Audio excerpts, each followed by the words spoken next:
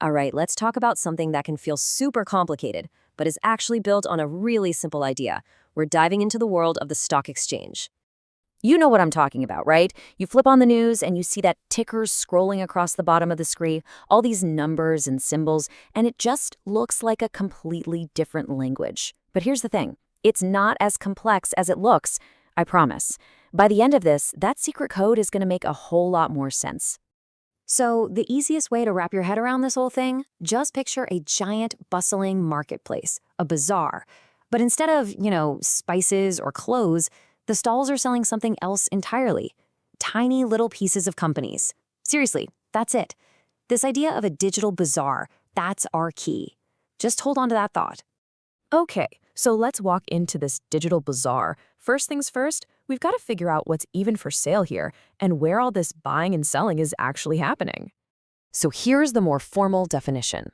A stock exchange is basically just a marketplace with rules. The most important words on this screen are tiny ownership slices. That's what a share is. When you buy one, you literally own a tiny, tiny piece of a real business.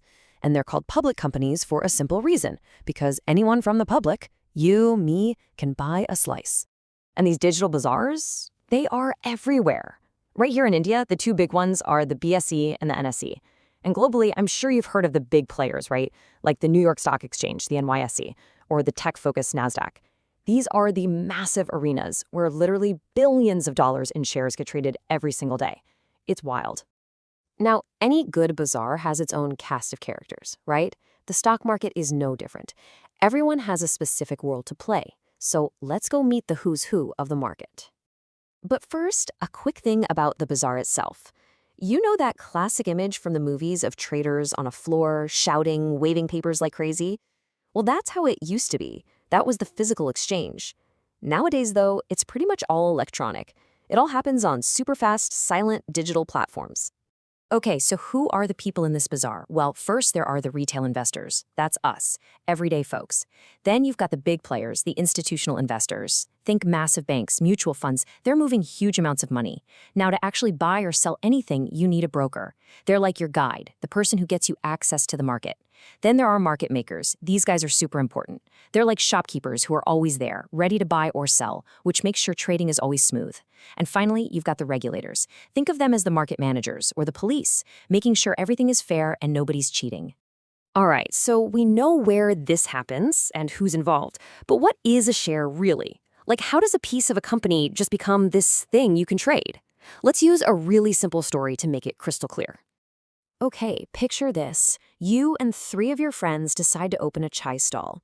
You figure out you need 1 lakh rupees to get started. So, easy enough. You each put in 25,000.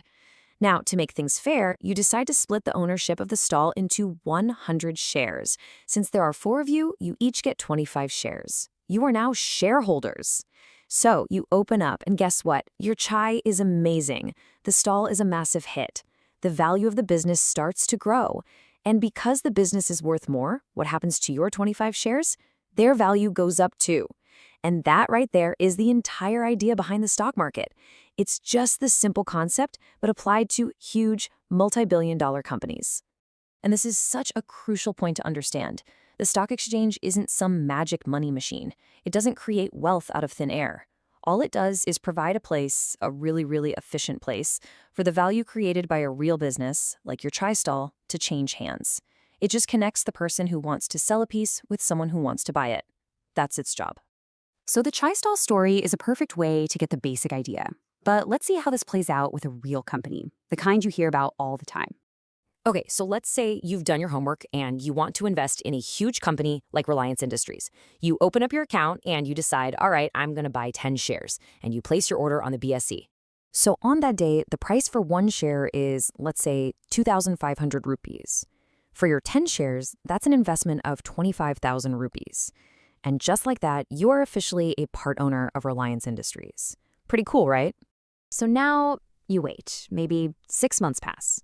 And then some big news drops. Reliance announces they've had record profits. They're doing incredibly well. Now, what do you think happens?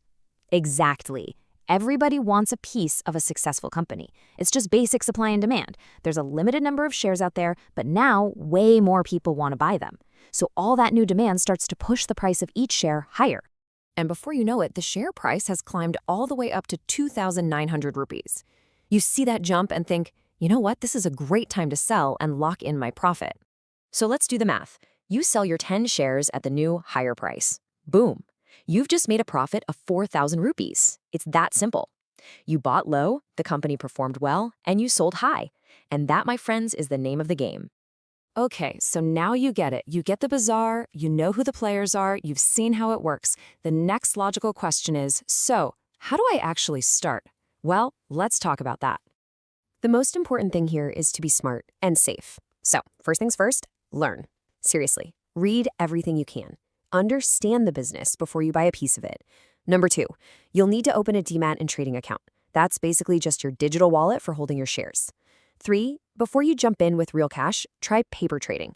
It's like a practice mode where you can invest with fake money to get the hang of it. 4, and please listen to this one. Only, and I mean only, invest money you are okay with losing. Never, ever use money you need for rent or groceries.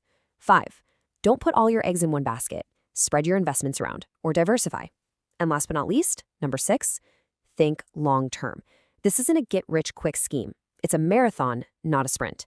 Patience is absolutely your best friend here. So you see, the stock exchange isn't some exclusive secret club.